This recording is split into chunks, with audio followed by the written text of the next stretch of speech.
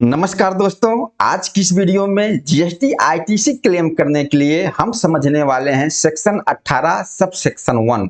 यह पूरा मैटर हम एक प्रैक्टिकल एग्जांपल से समझने वाले हैं। इस केस में क्या होने वाला है, हम इसमें दो केस समझेंगे। फर्स्ट केस, मान लीजिए एक अनरजिस्टर्ड पर्सन है, लेकिन 10 जून 2025 से वह जीएसटी में रजिस्टर्ड पर्सन हो जाता है।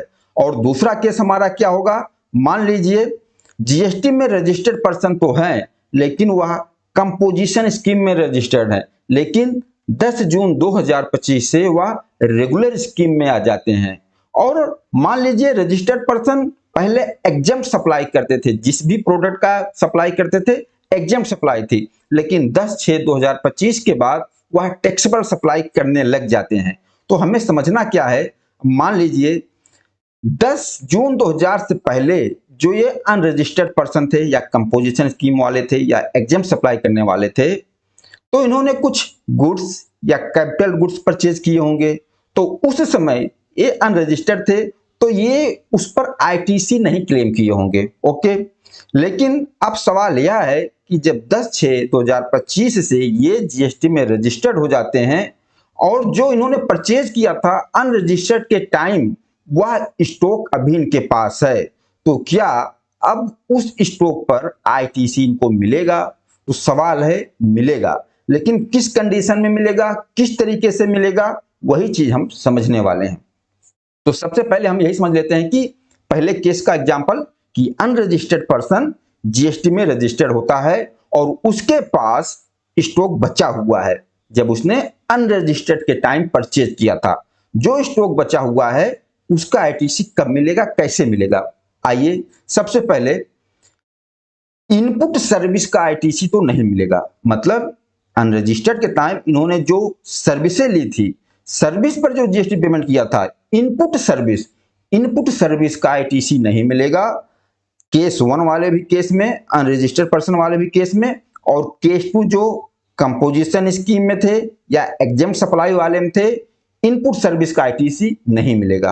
ओके, अब यहां पर unregistered person capital goods purchase किया था, तो क्या कैपिटल गुड्स का आईटीसी मिलेगा?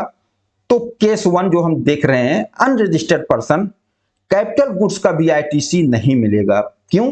क्योंकि कैपिटल गुड्स परचेज के समय जीएसटी में रजिस्ट्रेशन होना जरूरी होता है। मतलब जो कैपिटल गुड्स आपने परचेज किया है, जो आपका टैक्स इनवॉइस है, जो आपने परचेज इनवॉइस लिया है, उस इनवॉइस पर जीएसटी नंबर लिखना जरूरी होता है।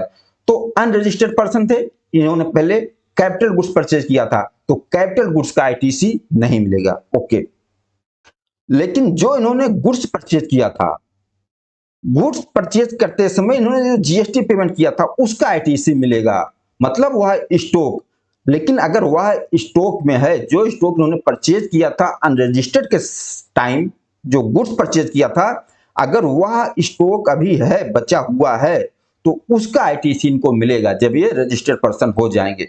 तो किस केस में किस तरीके से मिलेगा, वह चीज हमें देखना है। जैसे मान लीजिए 10 जून 2025 को जीएसटी में रजिस्टर्ड पर्सन होते हैं, तो रजिस्टर्ड पर्सन होने के बाद किस डेट का देखा जाएगा कि किस डेट तक इनके पास स्टॉक बचा हुआ है। तो यहां बताया गया है कि इफेक्टिव डेट से एक दिन पहले का स्टॉक देखना होगा। तो इफेक्टिव डेट से एक दिन पहले का मतलब क्या हुआ, इस चीज को हम समझते हैं, यहां ध्यान देना। अब केस आता है कि जो अनरजिस्टर्ड पर्सन है, जो जीएसटी में रजिस्ट्रेशन पर्सन बन गया, तो दो तरीके से रजिस्ट्रेशन ले सकता है। एक तो कंपल्सरी रजिस्ट्रेशन, जिसमें हम समझ कंपल्सरी रजिस्ट्रेशन मतलब हम समझने वाले कि जिसमें इनकी थ्रेशोल्ड लिमिट क्रॉस कर गई और उस थ्रेशोल्ड लिमिट क्रॉस करने के बाद ये जीएसटी में रजिस्ट्रेशन लेना पड़ा इनको। दूसरा है वॉलंटरी रजिस्ट्रेशन, मतलब इनकी कोई थ्रेशोल्ड लिमिट क्रॉस नहीं हुई, ये अपनी मर्जी से जीएसटी में रजिस्ट्रेशन लेते हैं। तो इन दोनों केस को समझने के लिए सबसे पहला केस, मान लीजिए कंपल्सरी रजिस्ट्रेशन, मतलब जो वह अनरजिस्टर्ड पर्सन था उसका थ्रेशोल्ड लिमिट क्रॉस कर जाता है, उसको जीएसटी में रजिस्ट्रेशन लेना है। उस केस में आईटीसी लेने के लिए स्टॉक क्या देखना है, सबसे पहले इफेक्टिव डेट। तो हमने देखा कि इफेक्टिव डेट से एक दिन पहले का स्टॉक देखना है। तो कंपल्सरी रजिस्ट्रेशन के केस में इफेक्टिव डेट कौन सा माना जाएगा, जिस डेट को जीएसटी रजिस्ट्रेशन के लिए थ्रेशोल्ड लिमिट क्रॉस हो गया, ओके, इफेक्टिव डेट वो माना जाएगा। जिस डेट को जीएसटी रजिस्ट्रेशन लेने के लिए थ्रेशोल्ड लिमिट क्रॉस कर गया, वह इफेक्टिव डेट माना जाएगा। कौन सी केस में? कंपल्सरी रजिस्ट्रेशन के केस में। और ये भी ध्यान रखना, और जिस डेट को थ्रेशोल्ड लिमिट क्रॉस हुआ जीएसटी में रजिस्ट्रेशन लेने के लिए, उस डेट से 30 दिन के अंदर जीएसटी रजिस्ट्रेशन के लिए अप्लाई हो जाना चाहिए। ओके, ये भी कंडीशन ध्यान रखना। और अगर 30 दिन के अंदर जीएसटी रजिस्ट्रेशन के लिए अप्लाई नहीं किया गया तो फिर आईटीसी आपको नहीं मिलेगा। एक कंडीशन ध्यान में रखना। अब इस चीज को हम एक एग्जांपल से समझते हैं। मान लीजिए 1 मई 2025 को थ्रेशोल्ड लिमिट क्रॉस हो रहा है, कोई अनरजिस्टर्ड पर्सन है, 1/5/2025 को उसका जीएसटी में रजिस्ट्रेशन वाला थ्रेशोल्ड लिमिट क्रॉस कर गया, जो भी थ्रेशोल्ड लिमिट थी। ओके, अब उसने 20/5/2025 को जीएसटी रजिस्ट्रेशन के लिए अप्लाई कर दिया। तो यहां देखो 1/5/25 को थ्रेशोल्ड लिमिट क्रॉस हुआ, इसके 30 दिन के अंदर जीएसटी रजिस्ट्रेशन के लिए अप्लाई कर देना है। अगर 30 दिन के अंदर जीएसटी रजिस्ट्रेशन के लिए अप्लाई नहीं करते तो आईटीसी नहीं मिलता। लेकिन इस केस में 1/5 को थ्रेशोल्ड लिमिट क्रॉस हुआ और 20/5 को ही रजिस्ट्रेशन के लिए अप्लाई कर दिया गया, तो 30 दिन के अंदर ही अप्लाई कर दिया तो आईटीसी मिलेगा। अब क्या होगा? अब मान लीजिए कि 5 जून 2025 को रजिस्ट्रेशन सर्टिफिकेट आरसी मिल जाता है। ओके, 5 जून 2025 को रजिस्ट्रेशन सर्टिफिकेट मिल जाता है। और अब देखना है कि जो बचा हुआ स्टॉक है, अब वह स्टॉक ध्यान रखना किसी भी रूप में हो सकता है, raw material, finish goods, semi finish goods, कोई भी स्टॉक हो जो बचा हुआ है। तो स्टॉक के इनपुट के लिए इफेक्टिव डेट से एक दिन के पहले का डेट देखा जाएगा। तो इफेक्टिव डेट कौन सा देखा? जिस दिन रजिस्ट्रेशन नंबर लेने के लिए लायबल हुए, जिस दिन थ्रेशोल्ड लिमिट क्रॉस हुआ। तो 1/5/25 को थ्रेशोल्ड लिमिट क्रॉस हुआ था, तो इससे एक दिन का पहले 30 अप्रैल 2025 का स्टॉक देखेंगे। 30 अप्रैल 2025 को कितना स्टॉक बचा हुआ है उसका आईटीसी हम क्लेम करेंगे। ओके, यह तो हो गया कंपल्सरी रजिस्ट्रेशन के केस में। अब मान लीजिए आप अनरजिस्टर्ड से जीएसटी में रजिस्ट्रेशन लेते हो लेकिन वॉलेंटरी रजिस्ट्रेशन लेते हो, मतलब आपकी कोई थ्रेशोल्ड लिमिट क्रॉस नहीं हुआ, आप अपनी मर्जी से खुद ही जीएसटी में रजिस्ट्रेशन लेते हो, तो उस केस में इफेक्टिव डेट कौन सा माना जाएगा? तो बताया गया कि जिस दिन आपको आरसी रजिस्ट्रेशन सर्टिफिकेट मिलता है, डेट ऑफ रजिस्ट्रेशन सर्टिफिकेट, वही इफेक्टिव डेट माना जाएगा। जैसे कोई पर्सन वॉलेंटरी रजिस्ट्रेशन ले रहा है, अनरजिस्टर्ड से रजिस्टर्ड पर्सन जा रहा है, 1 जून 25 को रजिस्ट्रेशन के लिए अप्लाई किया। ओके, अब 11 जून 25 को रजिस्ट्रेशन सर्टिफिकेट मिल गया, तो यहां स्टॉक के इनपुट के लिए कौन सा डेट देखा जाएगा? डेट ऑफ रजिस्ट्रेशन से एक दिन पहले का। तो 11 जून 2025 को रजिस्ट्रेशन सर्टिफिकेट मिला, तो उससे एक दिन पहले 10 जून 2025 का स्टॉक देखा जाएगा, अगर वॉलेंटरी रजिस्ट्रेशन में आप ले रहे हो। यह क्लियर हो गया कि अनरजिस्टर्ड पर्सन जब जीएसटी में रजिस्ट्रेशन लेगा और उसके पास जो स्टॉक बचा हुआ है उसका आईटीसी किस तरीके से मिलेगा? कंपल्सरी रजिस्ट्रेशन के केस में जो थ्रेशोल्ड लिमिट क्रॉस हो गया, या वॉलेंटरी रजिस्ट्रेशन के केस में। ओके, यह तो मैटर क्लियर हो गया। अब आईटीसी का कैलकुलेशन कैसे किया जाता है, तो हमने इससे पहले डिस्कस किया था सेक्शन 18 सब सेक्शन 4, और उसमें हमने आईटीसी रिवर्सल का केस देखा था। वहां था कि कोई रजिस्टर्ड पर्सन अनरजिस्टर्ड बन जाता है, मतलब जीएसटी अपना कैंसिल करवाता है, तो उसको आईटीसी किस तरीके से रिवर्स करना था बचे हुए इनपुट का। तो उसी केस में आपको जो स्टॉक आपका बचा हुआ है यहाँ पर उसको आईटीसी क्लेम करना है, तो कैलकुलेशन आप समझ सकते हो। दोस्तों, अब अगला मैटर हम देख लेते हैं कि जो रजिस्टर्ड पर्सन है कंपोजिशन स्कीम से रेगुलर स्कीम में जाता है या एग्जेम्प्ट सप्लाई से टैक्सेबल सप्लाई में जाता है, तो यहाँ किस किस केस में आईटीसी मिलेगा? यहाँ भी इनपुट सर्विस का आईटीसी नहीं मिलेगा, लेकिन यहाँ पर जो गुड्स परचेज किया है या जो कैपिटल गुड्स परचेज किया है, यहाँ पर कैपिटल गुड्स का भी आईटीसी मिल जाएगा। किस केस में? ये क्योंकि यह रजिस्टर्ड पर्सन था, पहले रजिस्टर्ड पर्सन था लेकिन कंपोजिशन स्कीम में था, रजिस्टर्ड था लेकिन एग्जेम्प्ट सप्लाई कर रहा था, तो या इस केस में कैपिटल गुड्स का भी आईटीसी आपको मिल जाएगा।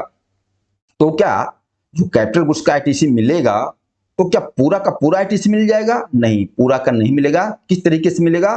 कैपिटल गुड्स की आईटीसी के लिए बताया गया है कि जो टोटल आईटीसी था कैपिटल गुड्स पे जो जीएसटी आपने पेमेंट किया था, आईटीसी -5% पर क्वार्टर और पार्ट देयर ऑफ, मतलब कि कैपिटल गुड्स परचेज करते समय जितना टैक्स आपने पेमेंट किया था, टोटल जो आपकी आईटीसी बनती है उसमें से 5% पर क्वार्टर और पार्ट देयर ऑफ माइनस कर दीजिए। जैसे अब जो आपकी परचेज इनवाइस होगी, date of purchase of capital goods, जो परचेज किया था आपने कैपिटल गुड्स, उस परचेज की जो डेट होगी वहां से लेकर उस डेट तक, मान लीजिए आपने कोई कैपिटल गुड्स परचेज किया था तो उससे जो प्रोडक्ट आप तैयार कर रहे थे वह एग्जेम्प्ट थी, तो परचेज डेट से लेकर टिल डेट लास्ट जब तक आपने नॉन टैक्स एग्जेम्प्ट सप्लाई किया था वहां तक का क्वार्टर आपको माइनस करना होगा।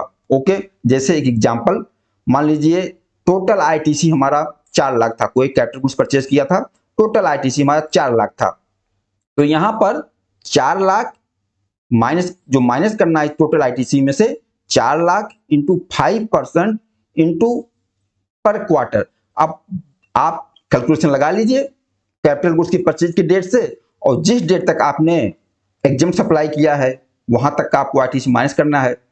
तो वहां तक का मान लीजिए 4 क्वार्टर बनता है, तो 4 लाख इंटू 5% इंटू 4 क्वार्टर कितना आया, 80,000। तो 80,000 टोटल आईटीसी थी 40,000, उसमें से 80,000 माइनस कर दो, मतलब यहां तक आपने नॉन टैक्सेबल सप्लाई किया है, एग्जेम्प्ट सप्लाई किया है, इसका आईटीसी आपको नहीं मिलेगा। लेकिन जिस डेट से आप टैक्सेबल सप्लाई में आ गए तो इस कैलकुलेशन से माइनस करके इस एग्जाम्पल के हिसाब से 3,20,000 का आईटीसी आप क्लेम करोगे। एक चीज यहाँ ये भी ध्यान रखना, अगर मान लीजिए आप कोई कैपिटल गुड्स है, मशीनरी है, तो उस मशीनरी से आप एग्जेम्प्ट सप्लाई करते थे तो आईटीसी माइनस करके उसके बाद टैक्सेबल सप्लाई में आ गए तो उतना आईटीसी आप क्लेम कर लोगे जो फार्मूला मैंने बताया। लेकिन मान लीजिए उसी मशीन से आप टैक्सेबल सप्लाई भी कर रहे हो और कुछ एग्जेम्प्ट सप्लाई भी कर रहे हो, टैक्सेबल और एग्जेम्प्ट दोनों कर रहे हो, फिर यहाँ पर रूल 43 अप्लाई हो जाएगा। ओके दोस्तों, अब यहाँ पर यह देखना है, हमने तो जब अनरजिस्टर्ड पर्सन से रजिस्टर्ड पर्सन हुआ वहां देखा इफेक्टिव डेट, तो जो कंपोजिशन स्कीम से रेगुलर स्कीम में जा रहे हैं या एग्जेम्प्ट से टैक्सेबल सप्लाई में जा रहे हैं, इनका एग्जेम्प्ट कौन सा इफेक्टिव डेट होगा, तो यहाँ पर registered person composition scheme to normal scheme में जा रहे हैं, तो यहाँ पर देखा जाए जिस डेट को आपका थ्रेशोल्ड लिमिट क्रॉस हो गया कंपोजिशन स्कीम का, मतलब कंपोजिशन स्कीम के लिए आपको एक थ्रेशोल्ड लिमिट मिलती है, मतलब 1.5 करोड़, मतलब 1.5 करोड़ तक का आपका टर्नओवर है तो आप कंपोजिशन स्कीम में रह सकते हो। इससे ज्यादा आपका टर्नओवर हुआ तो आप स्विच हो जाओगे नॉर्मल स्कीम में। तो जिस डेट को थ्रेशोल्ड लिमिट क्रॉस हो गया कंपोजिशन स्कीम का कि अब कंपोजिशन स्कीम में आप नहीं रह सकते, इस डेट से आप नॉर्मल स्कीम में आ जाएंगे, वही इफेक्टिव डेट माना जाएगा। ओके, अगर यहाँ दूसरा रजिस्टर्ड पर्सन है, एग्जेम्प्ट सप्लाई से टैक्सेबल सप्लाई कर रहा है, तो वह डेट माना जाएगा जिस डेट को एग्जेम्प्ट सप्लाई से आप टैक्सेबल सप्लाई में आ गए, वही इफेक्टिव डेट माना जाएगा। ओके दोस्तों, और एक चीज इसमें और ध्यान रखना, कोई भी इनपुट या कैपिटल गुड्स 1 साल से ज्यादा पुराना नहीं होना चाहिए, क्योंकि हमने सेक्शन 18 सब सेक्शन 4 में देखा था, रिवर्स करने के लिए देखा था, तो आईटी आपका स्टॉक कितना भी पुराना क्यों ना हो, 1 साल 2 साल 3 साल, आपको आईटीसी रिवर्स करना है। लेकिन यहाँ पर आपको आईटीसी क्लेम करना है, तो यहाँ बताया गया इनपुट या कैपिटल गुड्स 1 साल से ज्यादा पुराना नहीं होना चाहिए। मतलब अब ऐसे कैसे पता चलेगा कि 1 साल से पुराना है या नहीं है, तो आपको जो परचेज इनवॉइस है, परचेज इनवॉइस की डेट को देखना है और उस परचेज इनवॉइस की डेट से 1 साल पुराना नहीं होना चाहिए। अगर 1 साल से ज्यादा पुराना स्टॉक है तो उसकी आईटीसी आप क्लेम नहीं कर सकते। दोस्तों, इस तरीके से आपका है सेक्शन 18 सब सेक्शन 1, जिसमें हम आईटीसी को क्लेम करते हैं। मुझे उम्मीद है कि आप बहुत अच्छी तरीके से इसको समझ गए होंगे। बाकी आप लोग बताना यह वीडियो आप लोग कैसा लगा। नमस्कार, धन्यवाद।